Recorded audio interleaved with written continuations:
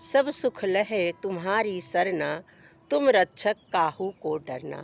नमस्कार दोस्तों, मेरा नाम शशि सिंह आप लोगों के सामने एक छोटी सी कहानी लेकर आई हूँ भक्त हनुमान की।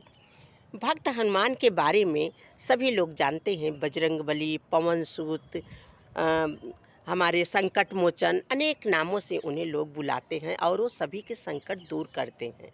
लेकिन क्या आपको मालूम है कि बजरंगबली को भी पद की ज़रूरत थी। उन्होंने भी पद मांगा था। यानी हम लोग कहते हैं किसी को लालच लालसा नहीं होती, लेकिन ऐसा नहीं है। इंसान को ही नहीं, भगवान को भी लालच और लालसा होती है। तो हमारे बजरंगबली भी इससे अछूते नहीं थे। कहानी है ये जब रामचंद्र जी वनवास से लौट करके आए उस समय की। वनवास से लौट के आए, राज्याभिषेक हो गया, राज्य में रहने लगे, सुख शांति चैन चारों तरफ, राम राज्य बैठे, त्रैलोका हर्षित भये गए सब शोका। ये सब चीज़ें जब हो गई, चारों तरफ राम के राज, किसी से किसी का बैर नहीं है, सब तरफ दोस्ती है, सब कुछ बहुत अच्छे से हो रहा था। और सभी लोग विदा होकर अपने अपने निवास पे जा चुके थे। सिर्फ बचे थे हनुमान जी, बजरंगबली, जो अयोध्या से जाने का नाम ही नहीं ले रहे थे। रामचंद्र जी को कोई उपाय नहीं सूझ रहा था। वो कहना नहीं चाह रहे थे हनुमान जी को कि आप यहाँ से अयोध्या से चले जाइए।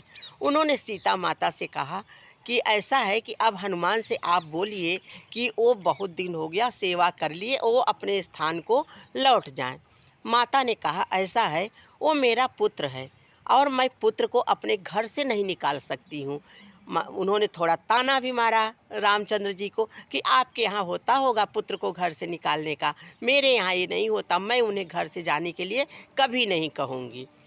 अब रामचंद्र जी परेशान, वो पहुँचे लक्ष्मण जी के पास। बोले ऐसा है लक्ष्मण जी कि आप जो है हनुमान जी से बोलिए को अपने स्थान को चले जाएं।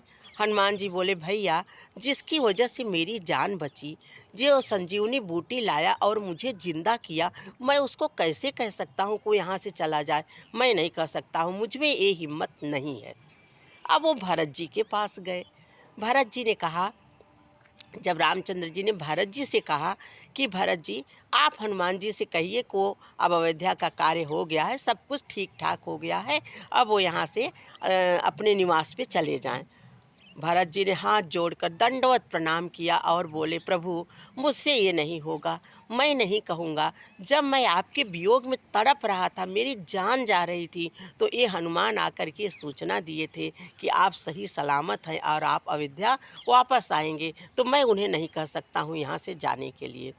भारी संकट, जिससे भी रामचंद्र जी कहते, शत्रुघ्न जी, गुरु जी, जिससे भी कहते, हर कोई कुछ न कुछ बहाना करके ये चीज़ छोड़ दिया कि नहीं, कोई हनुमान जी कोई कहने के लिए तैयार नहीं हुआ।